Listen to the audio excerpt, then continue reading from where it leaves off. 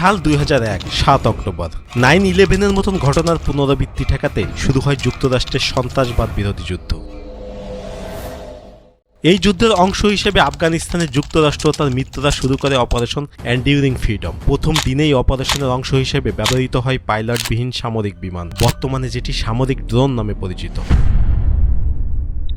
সিআইএর পরিচালিত প্রথম ড্রোন হামলার লক্ষ্য ছিল শীর্ষ তালেবান নেতা মোল্লা মোহাম্মদ ওমর। সিআইএর পরিচালিত সেই অভিযান ব্যর্থ হয়, বেঁচে যান সেই নেতা। কিন্তু এর পর থেকেই আফগানিস্তানে আল কায়দা বা তালেবানদের দমনে ব্যবহৃত হয় ড্রোন প্রযুক্তি।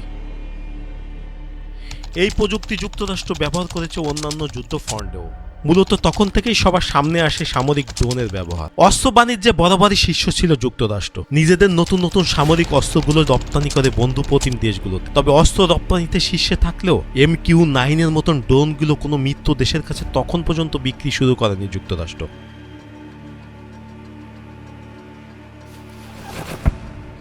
2001-এর পর থেকে মূলত ড্রোন উৎপাদন শুরু করে রাশিয়া, চীন এবং উদ্ভাবনী কাজে এগিয়ে থাকা ইসরায়েল। তবে সব দেশকে ছাড়িয়ে বর্তমান নিজস্ব প্রযুক্তিতে ড্রোন উৎপাদনের সবথেকে বড় সাফল্য দেখিয়েছে অটোমান সাম্রাজ্যের উত্তরাধিকারী তুরস্ক।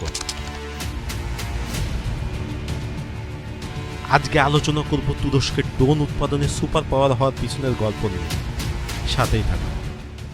তুরস্কের ড্রোন বিপ্লবের মূল কারিগর বলা হয় তুরস্কের প্রেসিডেন্ট রিয়েপ তাইপ এরদোয়ানকে, আর একজন MIT ফেরত তুর্কি ইঞ্জিনিয়ার যার নাম সেজলুক বাইরাকতার। তুরস্ক কিভাবে ড্রোন উৎপাদনের সুপার পাওয়ার হলো সেই গল্প শুরুর কাহিনীটা একটু বলি, তাহলে সবার বুঝতে সুবিধা হবে। তুরস্ক দীর্ঘদিন ধরে কুর্দিস্তান ওয়ার্কার্স পার্টি বা PKK-এর বিরুদ্ধে অভিযান পরিচালনা করে আসছিল। সেসব অভিযানের অধিকাংশ ছিল পার্বত্য অঞ্চল, যেখানে বিদ্রোহীদের বেশ প্রভাব ছিল। ফলে তুরস্কের সেনাবাহিনী সেখানে খুব বেশি সুবিধা করতে পারছিল না। তুরস্ক তখন ড্রোনের কথা ভাবতে শুরু করে। ইতিমধ্যে পাকিস্তানে বিভিন্ন জঙ্গি গোষ্ঠীর উপর যুক্তরাষ্ট্রের ড্রোন হামলার ব্যাপক সফলতা দেখিয়েছে। তুর্কি সেনাবাহিনী একইভাবে কুর্দিদের বিরুদ্ধে ড্রোন হামলা করতে চায়। তখন পর্যন্ত তুর্কি সেনাবাহিনীর হাতে কোনো সামরিক ড্রোন ছিল না। এক্ষেত্রে তুরস্কের ভরসা ছিল একমাত্র মিত্র রাষ্ট্র যুক্তরাষ্ট্র। কিন্তু যুক্তরাষ্ট্র তুরস্কের কাছে তাদের ড্রোন প্রযুক্তি শেয়ার বা বিক্রি করতে সংকোচবোধ করছিল। তারা তুরস্ককে অস্ত্রবিহীন কিছু মৌলিক ড্রোন বিক্রি করার প্রস্তাব দেয়। তখন তাদের প্রস্তাব নাকচ করে দিয়ে তুরস্ক অন্য উপায় বের করার সিদ্ধান্ত নেয়। তখন তুর্কি প্রেসিডেন্ট রিয়েপ তাইপ এরদোয়ান বাইরাকতারকে ডেকে সামরিক ড্রোন উৎপাদনের জন্য নির্দেশ দেন, কারণ তখন সামরিক ড্রোন উৎপাদনের ক্ষেত্রে তার উৎসাহ এবং যোগ্যতা সমগ্র তুরস্কে আর কারোর ছিল না। 1979 সালে জন্ম নেওয়া বাইরাকতার মার্কিন যুক্তরাষ্ট্রের পেনসিলভিয়া বিশ্ববিদ্যালয় থেকে ইলেকট্রনিক্স অ্যান্ড কমিউনিকেশন ইঞ্জিনিয়ারিং এ স্নাতক ডিগ্রি অর্জন করেন। সেখানে অধ্যয়নরত থাকাকালেই তিনি বিখ্যাত MIT-তে অধ্যয়নের জন্য আরেকটি বৃত্তি লাভ করেন এবং সেখান থেকে তিনি আরেকটি ডিগ্রি অর্জন করেন। যুক্তরাষ্ট্রে অধ্যয়নকালে ড্রোন প্রযুক্তির প্রতি তার আগ্রহ প্রকাশ পায়। এই বিষয়ে তিনি কৃতিত্ব প্রদর্শন করেন। 2003 সালে পেনসিলভিয়া বিশ্ববিদ্যালয়ে ছাত্র থাকা অবস্থায় তিনি ভূমিতে অবস্থিত রোবট টিমের সঙ্গে আকাশে উড়ন্ত ড্রোনের কার্যক্রমের সমন্বয় সাধন করেন। এটি ছিল বিশ্বের ইতিহাসের প্রথমবারের মতন ড্রোন এবং রোবটের এয়ার গ্রাউন্ড কোঅর্ডিনেশন। MIT-তে থাকাকালেই তিনি এই বিষয়ে নতুন নতুন কৃতিত্ব অর্জন করতে থাকেন। এই সময় তিনি চালকবিহীন হেলিকপ্টার সিস্টেমকে অগ্রাসীভাবে চালানোর বিষয়ে গবেষণা করেন এবং কন্ট্রোল ইঞ্জিনিয়ারিং সংক্রান্ত বিভিন্ন শীর্ষ জার্নালে তার গবেষণাপত্র প্রকাশ পায়। এই তুরস্কের জাতীয় বীর দেশে ফিরে এসে 2006 সালে তুর্কি সেনাবাহিনী কর্তৃক আয়োজিত ড্রোন নির্মাণে একটি প্রতিযোগিতায় অংশগ্রহণ করে বিজয়ী হন এবং 2015 সালে বাইরাকতার একটি বিশাল সাফল্য অর্জন করেন। একটি প্রদর্শনীতে তার কোম্পানির তৈরি বাইরাকতার TB2 ড্রোন ভূমি থেকে 16,000 ফুট উচ্চতা থেকে পরীক্ষামূলক একটি রকেট নিক্ষেপ করতে সক্ষম হয়। এটি ছিল তুরস্কের ইতিহাসে প্রথম সশস্ত্র ড্রোনের উড্ডয়ন এবং স্বাভাবিকভাবেই তুর্কির প্রচার মাধ্যম এবং সেনাবাহিনীর কাছ থেকে ব্যাপক প্রশংসা অর্জন করে। বাইরাকতার রাতারাতি তুর্কির জাতীয় বীরে পরিণত হয়। শুরু হয় তুরস্কের ড্রোন বিপ্লব, আর সেজলুক বাইরাকতারকে বলা হয় এই বিপ্লবের অগ্রদূত। 2016 সালের মে মাসে বাইরাকতার তুর্কি রাষ্ট্রপতি এরদোয়ানের মেয়ে সুমিয়া এরদোয়ানের সঙ্গে বিবাহ বন্ধনে আবদ্ধ হন। বর্তমানে তাদের একটি কন্যা সন্তান রয়েছে যার নাম জানান আইবুকে বাইরাকতার। তুরস্কের ড্রোনগুলোর কার্যকারিতা পরীক্ষার প্রথম সুযোগ হয় সিরিয়ার 2020 সালে মার্চ মাস। রাশিয়ার মদতে আসাদ সরকারের চালানো অভিযানে প্রায় 36 জন তুর্কি সেনা মারা যায়। বিপরীতে বড় আকারে সামরিক অভিযান চালায় তুরস্ক। পরবর্তী প্রকাশিত ভিডিওগুলোতে দেখা যায় তুরস্কের সামরিক ড্রোনগুলো একের পর এক সামরিক যান ধ্বংস করছে, যার মধ্যে ছিল 100টার বেশি ট্যাঙ্ক এবং সামরিক যানবাহন। অভিযানে প্রায় গুড়িয়ে যায় সিরিয়ার এয়ার ডিফেন্স সিস্টেম। বর্তমানে হয়তো তুর্কি ড্রোনের দাপট এখন কারোরই অজানা নয়।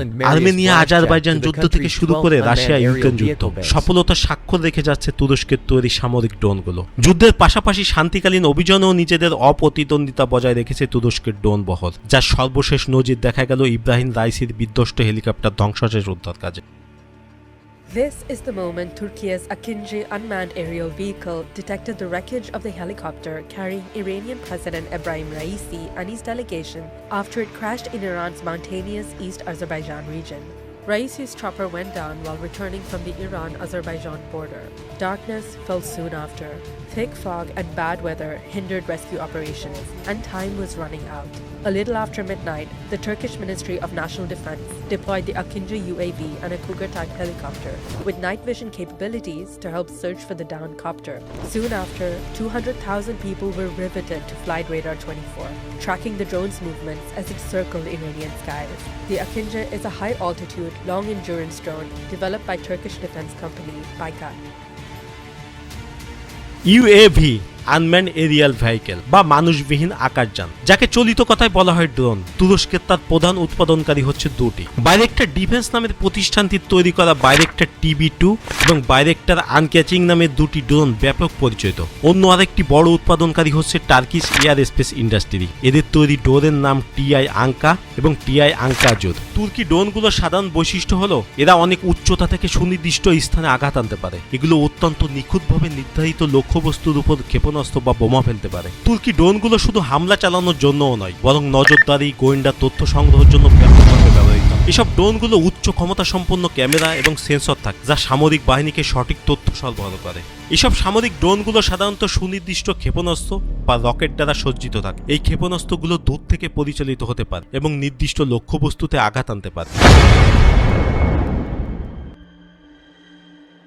বাইরেক্টার ড্রোনের কিছু নেগেটিভ দিকও আছে, কারণ সিরিয়া এবং আর্মেনিয়া সৈন্যরা বেশ কিছু বাইরেক্টার TB ড্রোন ভূপাতিত করেছে। রাশিয়া ইউক্রেনের যুদ্ধেও রাশিয়া অনেক তুর্কি ড্রোন ভূপাতিত করেছে। Anka unarmed aerial vehicles were shot down by Russian Pantsir S anti-aircraft missile and cannon systems in Libya and Syria. In general, Arab crews, both in Syria and Libya, shot down more than 40 Bayraktar and heavy Turkish drones, Anka, with Russian shells. Russia can track all activities of Turkish unmanned aerial vehicles in conflict areas.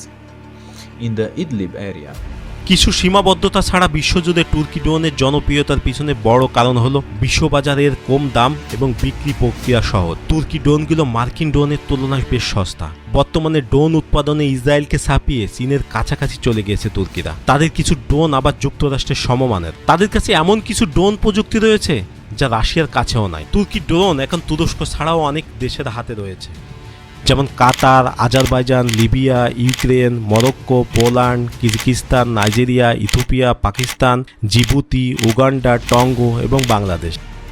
2020 সালের পর থেকে তুরস্কর আঞ্চলিক শক্তি হিসাবে উত্থানের সবথেকে বড় ভূমিকা রেখেছে এই ড্রোন প্রযুক্তি। দেশটির 3টি সংঘাতের গতিপথ নির্ধারণ করে দিয়েছে তাদের ড্রোন প্রযুক্তি দিয়ে। তুরস্ক এখন পর্যন্ত স্থায়ী কোনো মিত্র গড়ে তোলেনি, যেমন রাশিয়ার কাছ থেকে S-400 কিনলেও সিরিয়াতে মুখোমুখি দাঁড়িয়েছে রাশিয়ার। পাশাপাশি ন্যাটোর সদস্যপদ থাকার পরেও যুক্তরাষ্ট্রের সাথে সম্পর্কের প্রতিনিয়ত উত্থান পতনের মধ্য দিয়ে যান। একসময় প্রভাবশালী অটোমান বা উসমানী সাম্রাজ্যের উত্তরসূরি বর্তমানে তুরস্ক। সেই অটোমান সাম্রাজ্যের অন্তর্ভুক্ত ছিল সিরিয়াও। শুধু বর্তমানে সিরিয়াও নয়, 3 মহাদেশের উসমানী সুলতানের প্রভাব ছিল। কালের বিবর্তনে একসময় দুর্বল হয়ে পড়ে ইতিহাসের অন্যতম দীর্ঘস্থায়ী এই সাম্রাজ্য।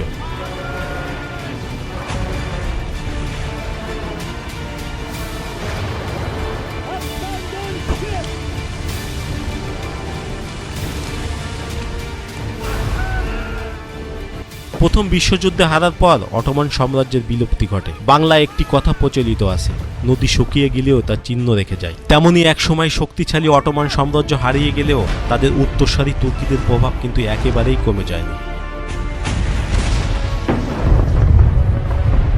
গ্লোবাল ফায়ার পাওয়ারের রিপোর্ট অনুযায়ী সামরিক শক্তিতে তুর্কির বর্তমান অবস্থান 8তম। তুরস্কের সেনাবাহিনী হচ্ছে নেটো জোটের ভিতর দ্বিতীয় বৃহত্তম, সংখ্যায় যার স্থান যুক্তরাষ্ট্রের পরেই। তুরস্কের বর্তমান প্রেসিডেন্ট রিয়েপ তাইয়েপ এরদোয়ান চেয়েছেন তাদের হারানো সাম্রাজ্য আবার ফিরে আনতে। তিনি হয়তো হারানো ভূখণ্ড ফেরত আনতে পারবেন, কিন্তু তবুও নিজেকে অটোমান সুলতানদের পর্যায়ে নিয়ে যাওয়ার স্বপ্ন দেখছেন। এরই ধারাবাহিকতায় তিনি নিজেকে একজন গুরুত্বপূর্ণ বিশ্বনেতার পর্যায়ে নিয়ে গিয়েছেন। তুরস্ক তার সামরিক শক্তিকে যেভাবে ক্রমাগত বৃদ্ধি করছেন এবং তৈরি করছেন নিজস্ব ড্রোন, ট্যাঙ্ক, যুদ্ধবিমান এবং আকাশ প্রতিরক্ষা ব্যবস্থা, হয়তো নিকট ভবিষ্যতে বিশ্বের নতুন পরাশক্তি হিসেবে আবির্ভাব হবে ন্যাটোর একমাত্র মুসলিম সদস্য দেশ তুরস্ক। ভিডিওটি ভালো লাগলে শেয়ার করবেন এবং চ্যানেলটি সাবস্ক্রাইব করে সাথে থাকবেন। ধন্যবাদ।